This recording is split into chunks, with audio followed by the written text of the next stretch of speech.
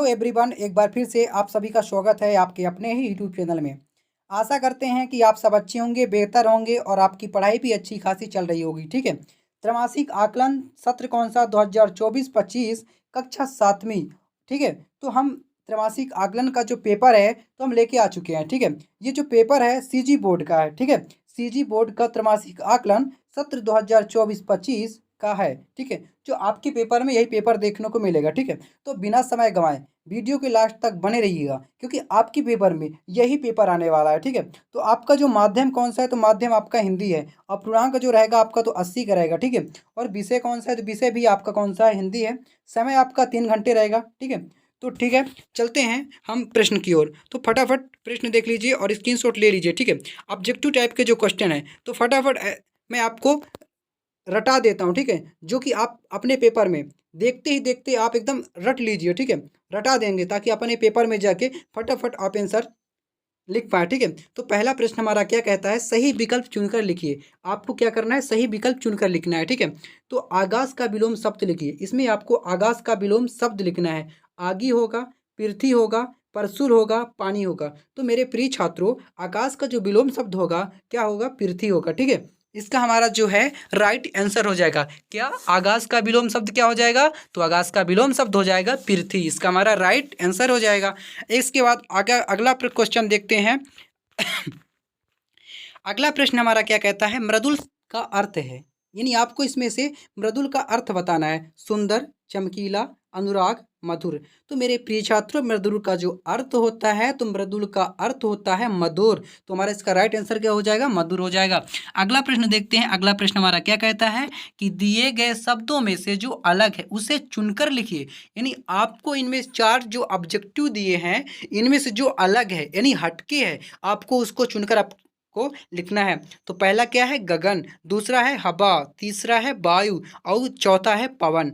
तो ये हवा, वायु, पवन जो है एक ही है। ठीक है, तो इसमें आपका जो राइट आंसर हो जाएगा ऑप्शन आ यानी गगन हो जाएगा। ठीक है, आगे देख लेते हैं। चंद्रशेखर आजाद की तरह कौन सा आचरण आप स्वयं में चाहेंगे। यानी चंद्रशेखर आजाद की तरह कौन सा आचरण यानी स्वभाव आप अपने में चाहेंगे, यानी अपने में देखना चाहेंगे। ठीक है, तो इसमें पहला हो जाएगा देशभक्ति, दूसरा हो जाएगा सहयोग की भावना, तीसरा हो जाएगा योग्य व समझदार, चौथा हो जाएगा इनमें से सभी। तो हमारा जो राइट आंसर हो जाएगा, हम इनमें से सभी चाहेंगे। देशभक्ति भी चाहते हैं, सहयोग की भावना भी चाहते हैं और योग्य व समझदार भी चाहते हैं। तो हमारा इसका राइट आंसर हो जाएगा इनमें से सभी। अगला है, शक्ति सिंह के चरित्र की कौन सी बात हमें अपनानी चाहिए। सही विकल्प चुनकर लिखिए। यानी आपके कहने का तात्पर्य है कि शक्ति सिंह के चरित्र की कौन सी बात हमें अपनानी चाहिए। सही विकल्प चुनकर लिखना है आपको। ठीक है, तो पहला ऑप्शन हो इसका है ना, द्वेष की भावना, दूसरा है राज्य छोड़कर जाना, है ना, अगला है मृत प्रेम की भावना। तो हमें इसका राइट आंसर हो जाएगा द्वेष की भावना। ठीक है, इसके बाद अगला प्रश्न देख लेते हैं।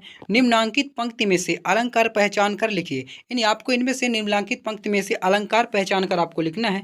मन समर्पित, तन समर्पित और यह जीवन समर्पित में कौन सा अलंकार है, इसमें आपको लिखना है। ठीक है, तो पहला है उपमा अलंकार, दूसरा है श्लेष अलंकार, तीसरा है अनुप्रास अलंकार और चौथा है यमक अलंकार।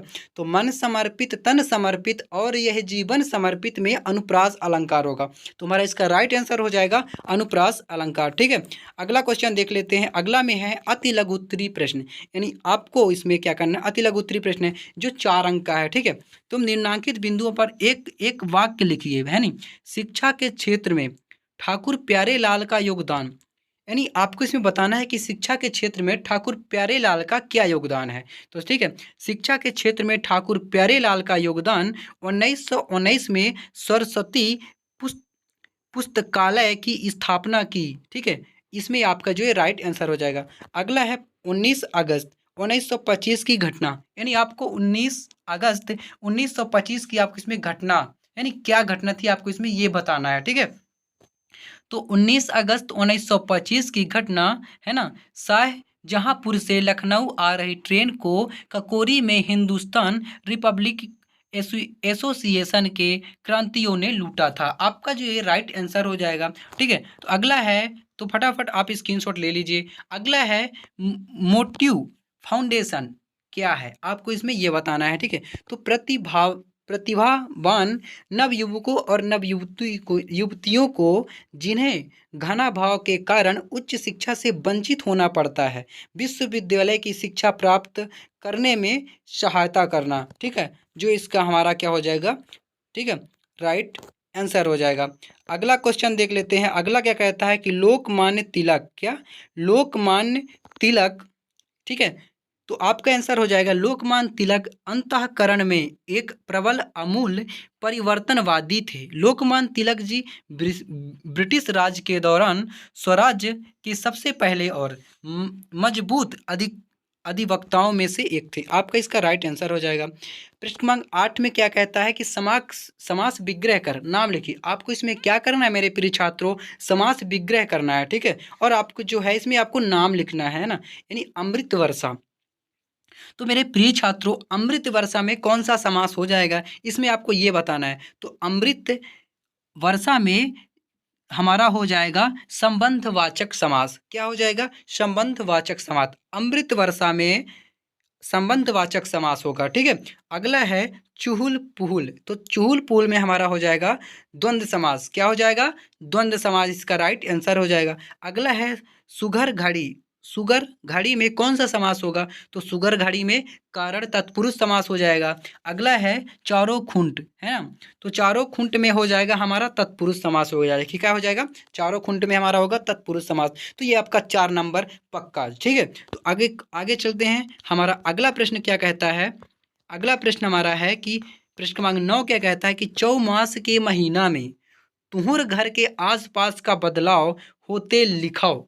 ठीक है, ये आपका सीजी लैंग्वेज है। ठीक है, तो आपको अपने लैंग्वेज में लिखना है। ठीक है, तो इसका राइट आंसर आप नीचे देख लीजिए, यानी चौमास के महीना हमारे घर के आसपास बहुत से बदलाव देखने को मिलता है। सड़क एवं गलियों में पानी भर जाता है ना, तालाब, है ना, तालाब तलैया भर जाते हैं, आसपास मेढक टकराने लगता है, सांप कछुआ मेढक आदि भी निकलते हैं। चौमास में ज़्यादा पानी गिरने से रास्ते कीचड़ हो जाता है और कहीं भी आने जाने के लिए परेशानी होती है। वर्षा ऋतु में हम पानी की समस्या नहीं होती, है ना, जल के स्रोत कुआं आदि भर जाते हैं तथा पेड़ पौधों को इस ऋतु में लगने से आसानी लग जाते हैं। ठीक है, ये जो है आपका राइट आंसर हो जाएगा। अगला प्रश्न हमारा क्या कहता है कि निम्नलिखित शब्दों का प्रयोग करते हुए कविता की रचना कीजिए। आपको क्या करना है, कविता की रचना करना है। ठीक है, तो पानी छाया खिलौना फूल भौरा दिन रंग बिरंगे, तो मेरा भारत महान, पेड़ पौधे हैं उसकी शान। ठीक है, तो आप फटाफट देख लीजिए। ठीक है, इसके बाद ये आंसर आप देख लीजिए। अगला है प्रश्न क्रमांक हमारा 10 क्या कहता है कि निम्नलिखित का प्रयोग करते हुए कविता की रचना आपको इसमें से करना है। तो आप फटाफट, ये हो गया प्रश्न क्रमांक 10, ये देख लीजिए, आपका ये जो है हमारा राइट आंसर हो जाएगा। ठीक है, इसके बाद अगला प्रश्न क्रमांक 11 हमारा क्या कहता है, इस चित्र को पहचान कर इनके बारे में लिखना है आपको, यानी इस चित्र को, तो आप ये जो चित्र हमें हैं इनको तो आप बहुत ही सरल तरीके से, यानी बहुत अच्छे से पहचानते होंगे कि ये कौन है और इन्हें किस नाम से जाना जाता है। ठीक है, तो ये हमारे जो है एपीजे अब्दुल कलाम है, जो इनका पूरा नाम है अबुल फ़कीर जैनुलाब्दीन अब्दुल कलाम है। ठीक है, इनका पूरा नाम है।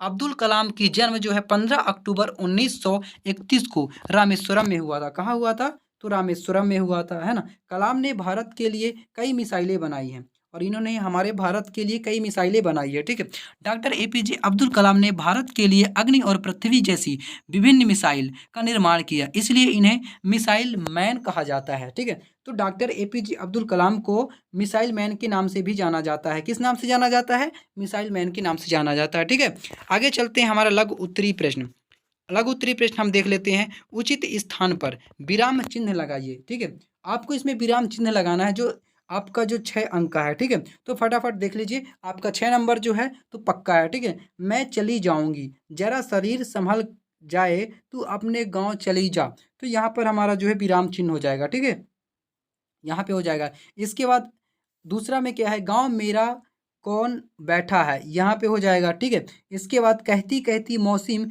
रुआसी हो गई, यहाँ पे हो जाएगा। ठीक है, इसके बाद हमें बहुत गुस्सा आया, यहाँ पे भी हो जाएगा, ठीक है। इसके बाद मैंने घर लौटकर माँ से कहा तो वह बोली बिज्जू की माँ कहाँ तक, है ना? उसे अपने पास रख सकती है, यहाँ भी हो जाएगा रख सकती है। इसके बाद लास्ट में भी हमारा ये हो जाएगा। इसका हमारा राइट आंसर हो गया। स्क्रीनशॉट आप ले लीजिए, ठीक है। इसके बाद अगला क्या कहता है कि स्वामी विवेकानंद के आचरण की कोई 6 विशेषताएं लिखिए जो स्वयं अपनाना चाहेंगे, ठीक है। तो इसका जो हमारा राइट आंसर है फटाफट आप देख लीजिए और स्क्रीनशॉट ले लीजिए, ठीक है। अगला प्रश्न देखते हैं। हमारा अगला प्रश्न क्या कहता है कि दीर्घ उत्तरीय प्रश्न हमारा है कि खिलाड़ी भावना का क्या अर्थ है, खेल के माध्यम से किन नैतिक मूल्यों का विकास होता है, ठीक है। तो ये जो हमारा प्रश्न 10 अंक का है, ठीक है। तो फटाफट आप देख लीजिए, है ना। इसका आंसर मैं अगले वीडियो में आपको प्रोवाइड कराऊंगा। इसके बाद अथवा है कि दिए गए चित्र को देखकर उपयुक्त शीर्षक देते हुए उसके बारे में आपको लिखना है, ठीक है। इसके बाद अगला प्रश्न हमारा 16 क्या कहता है कि निम्नलिखित पंक्तियों की व्याख्या कर निष्कर्ष कीजिए। आपको इसमें से ये करना है। इसका अथवा है कि अपने विद्यालय के हैंडपंप के पानी की जांच कराने हेतु ग्राम सरपंच पार्षद को एक पत्र आपको लिखना है। तो आपको पत्र लिखना है, ठीक है। इसके बाद अगला प्रश्न देख लीजिए। आज़ादी के अमृत महोत्सव पर निबंध लिखना है आपको। आज़ादी के अमृत महोत्सव पर आपको क्या करना है मेरे प्रिय छात्रों? तो आपको निबंध लिखना है। क्या लिखना है? निबंध लिखना है, ठीक है। इसके बाद अथवा है इसका कि सदाचार का ताबीज पाठ का सारांश अपने शब्दों में लिखना है। इसमें आपको क्या लिखना है? सदाचार का ताबीज पाठ का जो सारांश है तो अपने शब्दों में इसमें आपको लिखना है, ठीक है। तो मेरे प्रिय छात्रों, आशा करता हूँ कि आपको वीडियो अच्छा लगा होगा। तो अच्छा लगा होगा तो वीडियो को लाइक करना तो बनता है ना बाबू। तो वीडियो को लाइक कीजिएगा और चैनल को सब्सक्राइब कीजिएगा और अपने दोस्तों को ज़्यादा से ज़्यादा शेयर कीजिएगा। फिर मिलते हैं नेक्स्ट वीडियो में। तब तक के लिए जय हिंद, वंदे मातरम।